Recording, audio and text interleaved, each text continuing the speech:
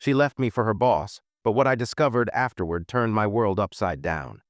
A USB drive showed me secrets no one wanted me to see, secrets that would change everything I thought I knew. My name is Ryan Cole, and I work as a freelance graphic designer.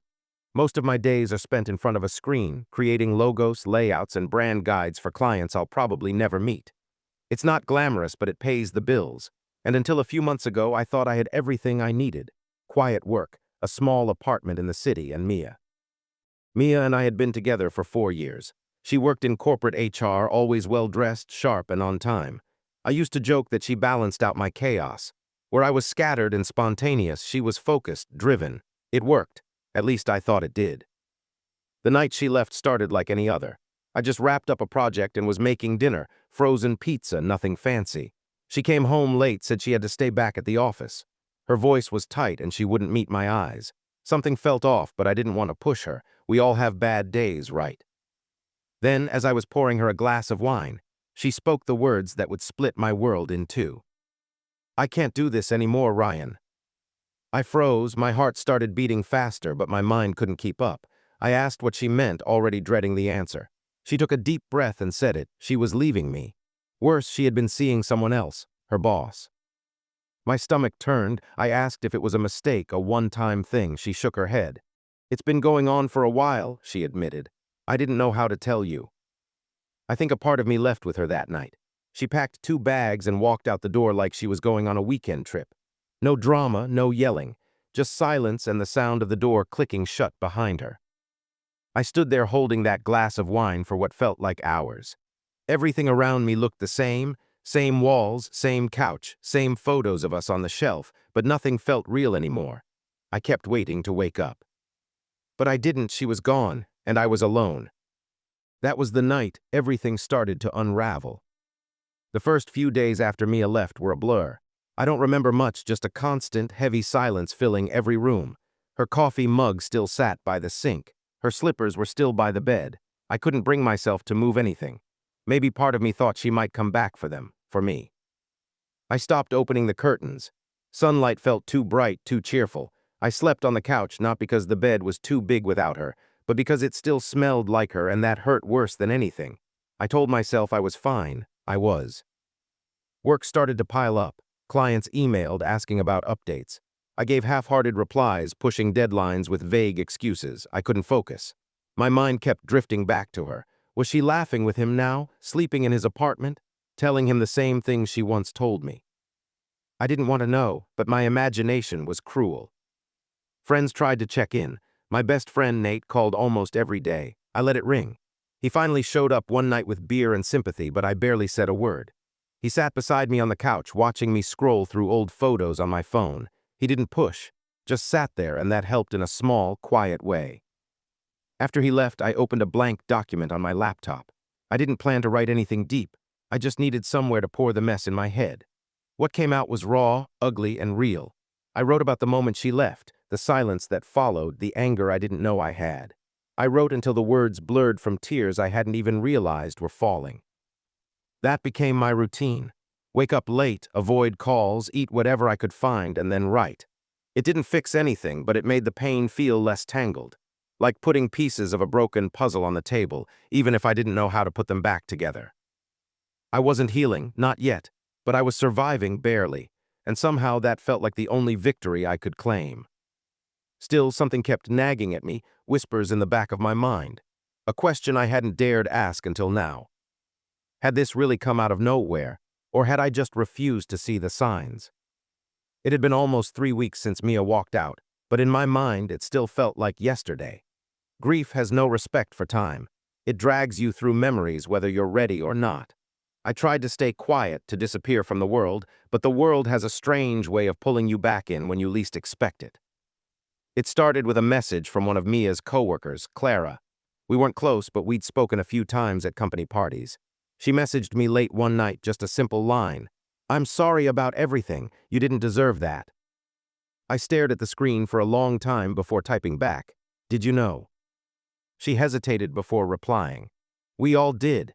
Everyone at the office knew something was going on. I wanted to tell you, but I didn't think it was my place. I'm sorry." The words hit like a punch to the gut. It wasn't just betrayal, it was public betrayal. A joke I wasn't in on. While I thought we were building a future, she was busy writing a different story behind my back. And then the whispers started. Nate came over again, looking uncomfortable. Look, man, I didn't want to bring this up, but people are talking. Apparently Mia and her boss were seen together even before she left you, like months before. It felt like something inside me snapped. All the denial I'd wrapped myself in, all the quiet hope that maybe she was just confused or lost, it shattered. She didn't just fall for someone else. She planned this. She played me. I needed answers, but I didn't know what to do with the questions. I started digging through old texts, old receipts, old photos, looking for clues. Looking for the moment she stopped choosing me and started choosing him. I thought it would help, that maybe if I found when it all began, I could start to understand why. Instead, it made everything worse. Every smile in those photos felt fake now. Every "I love you" in our texts echoed like a lie. But somewhere beneath the anger, confusion, and shame, something else stirred. A need to take control. To stop being the victim in this story. To find closure, whatever that meant. And that was when the envelope arrived at my door. Plain, unmarked. Inside it was a USB drive. And from that moment, everything changed. I held the USB drive in my hand, turning it over between my fingers. No note. No return address. Just a plain white envelope and this little piece of plastic that suddenly felt heavier than anything I'd carried in weeks. At first, I thought it was some kind of mistake. Maybe a client had sent it, though none of them ever used physical mail anymore. But then I noticed the name etched faintly on the side in black marker. RC, private. My initials. I stared at it for a long time, unsure if I wanted to know what was on it. Part of me was terrified. I had already been gutted once. Did I really want to open another wound? But the other part, the one that had been restless and angry and searching for something more than just pain, that part needed to know. I plugged it into my laptop. There were only 2 files. One was a folder named Watch Me. The second was a document labeled Read This First. I opened the document. The first few lines made my chest tighten. Ryan, I don't know if this will help or make things worse, but I think you deserve the truth. Mia isn't who you think she is. Watch the videos, all of them. Then decide what to do. There was no name, no signature, just that cryptic message. With shaking hands, I clicked open the folder. Inside were 5 video files, all dated within the last 2 months, each one labeled with a date and time. I hesitated before pressing play on the first one. The thumbnail already told me more than I was ready to see. It was footage from inside an office, Mia's office. I hit play. There she was, Mia, sitting across from a man in a suit, her boss. They were close, too close. He leaned over, brushing her hand. She didn't pull away, she smiled. Then they kissed. My stomach dropped. The next videos were worse. Conversations, flirtation, plans, her laughing about how easy it had been to drift away from me without suspicion. My name came up once, dismissed like an old obligation she was tired of carrying. I felt sick. But the final video was different. It wasn't taken in the office. It was dark. Someone, maybe the same person who sent the USB, was filming from a distance. Mia and her boss were standing outside a restaurant arguing. Her voice was raised. "I did what you asked," she shouted. "You said he'd never find out." My heart pounded. What had she done? And why had someone sent me this? I didn't have the answers, but now I had a new mission. I needed to find out who sent the USB and why they wanted me to see this. Sleep didn't come that night. I kept replaying the last video over and over, pausing on her face, on his, on the strange tension between them. I even tried zooming in, hoping to catch something in the background. A sign, a landmark, anything that could tell me where it was filmed. No luck. Who filmed this, and why would they send it to me?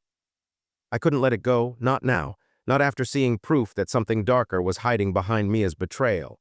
It wasn't just cheating, it was manipulation, secrets, maybe even something illegal. I didn't know yet, but I had to find out. The next morning, I called Nate. I hadn't told him about the USB yet, but I needed help.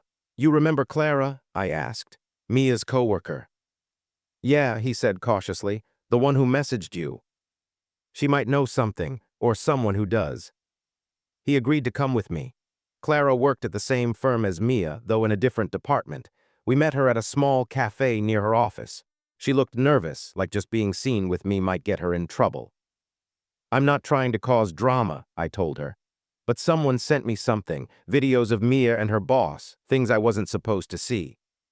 Clara's eyes widened. She didn't even ask to see the videos. Instead, she leaned in and lowered her voice. Then you know about the hush meetings, the contracts. What contracts? I asked, suddenly more alert. Clara hesitated. Mia wasn't just involved with him, she was part of something bigger. There's money involved. NDA agreements, cover-ups, people get paid to stay quiet. And someone's not staying quiet, I said. Clara nodded. My guess, it's Ava. She used to be the assistant to the VP. She quit last month, said she was done being part of the lies. She knows things. She was close to Mia until she was. I asked how to find her. She works at a bookstore downtown now, keeps a low profile. If anyone sent you that USB, it's her. I left with a new name and a new thread to pull. The truth wasn't just about a broken relationship anymore. It was bigger, messier. And for the first time in weeks, I felt something other than pain. I felt purpose. I found the bookstore Clara mentioned tucked away on a quiet street near the edge of downtown. It had a faded wooden sign and a bell that jingled when I pushed the door open. The place smelled like old pages and something calming like lavender and dust. A strange place to chase the truth, but somehow it felt right. Behind the counter stood a young woman with dark hair pulled into a loose bun. She looked up as I stepped in, and for a second I saw a flicker of recognition in her eyes, like she knew exactly who I was. You're Ryan, she said before I even introduced myself.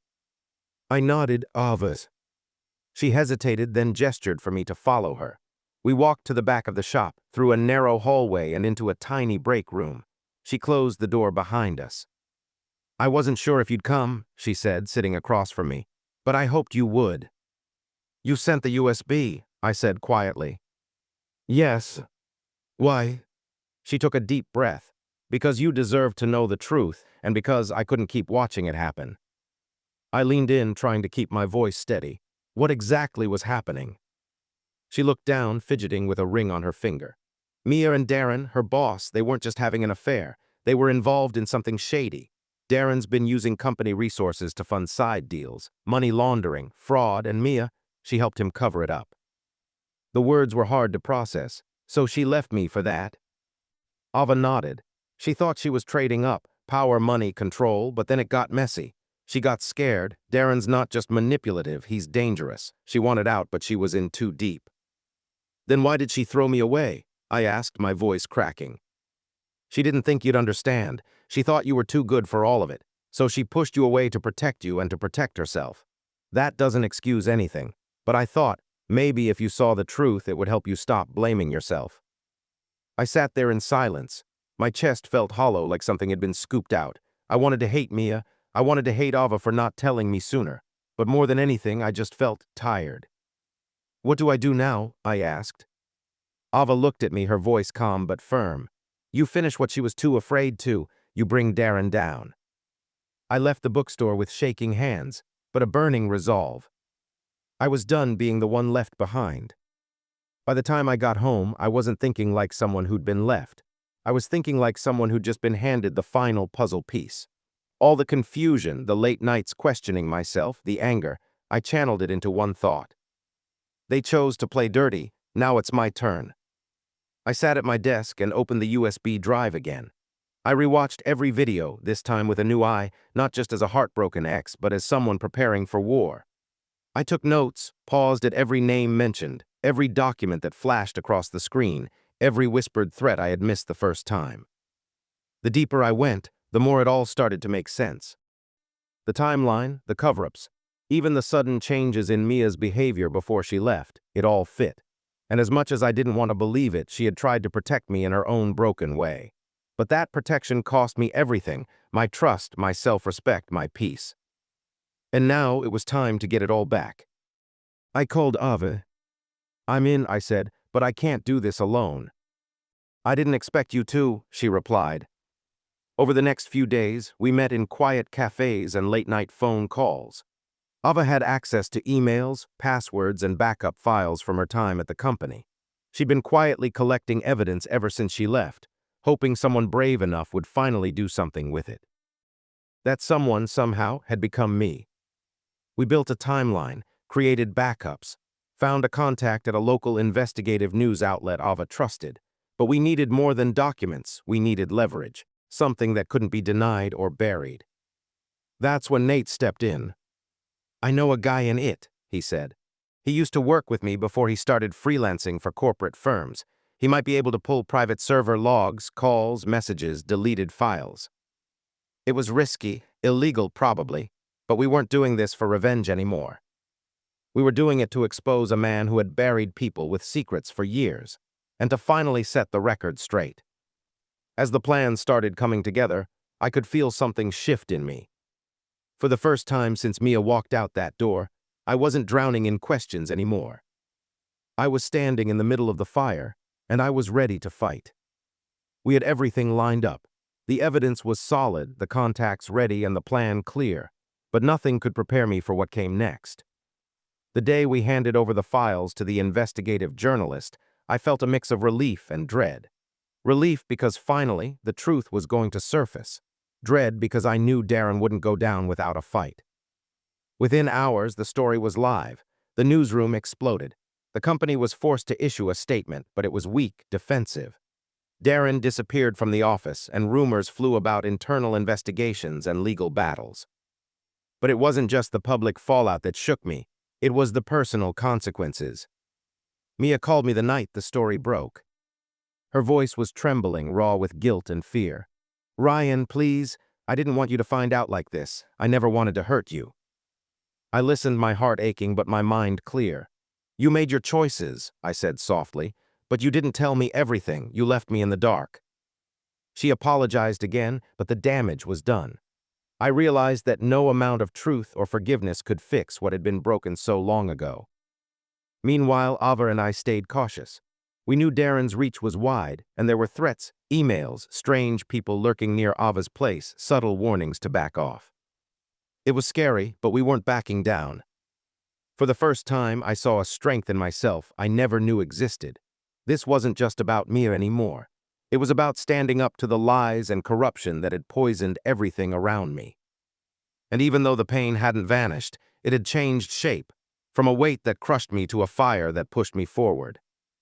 I was beginning to understand that sometimes, losing everything was just the start of finding out who you really are. Weeks passed and the pressure kept mounting. Darren's empire was unraveling faster than anyone expected. The company's board called emergency meetings. Lawsuits piled up, and everywhere I went, I could feel the weight of what had been unleashed. But the hardest part wasn't the public battle. It was facing Mia again. One afternoon, I got a message from her, just a simple request: "Can we talk?" I debated for hours. My heart told me to shut the door forever, but my mind wanted closure. I agreed. We met at a quiet park, far from the noise of everything else. She looked smaller somehow, like the woman I once knew was fading behind the mistakes she'd made. "I'm sorry," she said, eyes wet. "Not just for leaving you, but for dragging you into this mess." I wanted to scream, to ask why she never trusted me with the truth. But instead, I took a deep breath. "I'm not the same person you left," I said. "I've changed. I've learned a lot about trust, betrayal, and strength." She nodded slowly. "I wish I could change the past." "Me too," I whispered, "but I'm ready to move forward without you." It wasn't easy to say, but it was honest. And for the first time since everything fell apart, I felt a sense of peace. Later, I learned Darren was arrested. The evidence Ava and I helped gather was the final nail in his coffin. The company began to rebuild, but for me, the real victory was personal. I wasn't defined by Mia's betrayal or Darren's lies. I was defined by how I chose to rise after falling. The days after Darren's arrest felt surreal. The storm had passed, but the air was still thick with the echoes of everything that had happened. I found myself alone in my apartment more often, not out of loneliness, but because I needed space to think, to heal, and to rebuild. It wasn't easy. Some nights the silence pressed down on me, reminding me of the void Mia left behind. But those moments were fewer now. I was learning to fill that space with something new, hope. I started running again, the way I used to before everything fell apart. The rhythm of my feet hitting the pavement was like a heartbeat, steady and reassuring. It reminded me that life moves forward, whether we're ready or not. I reconnected with Nate and Ava regularly. They weren't just allies in a fight, they had become friends. We laughed, planned future projects, and even joked about how crazy everything had been. One evening, as I sat on my balcony watching the city lights flicker, I realized something important. Mia's departure had shattered me, yes, but it had also forced me to find strength I didn't know I had. The USB drive was more than just a device, it was a turning point, a chance to reclaim my story. I wasn't the man who waited, heartbroken and lost. I was the man who stood up, faced the truth, and chose to move on. And this time, I was ready for whatever came next. Because sometimes, the hardest endings are just the start of new beginnings.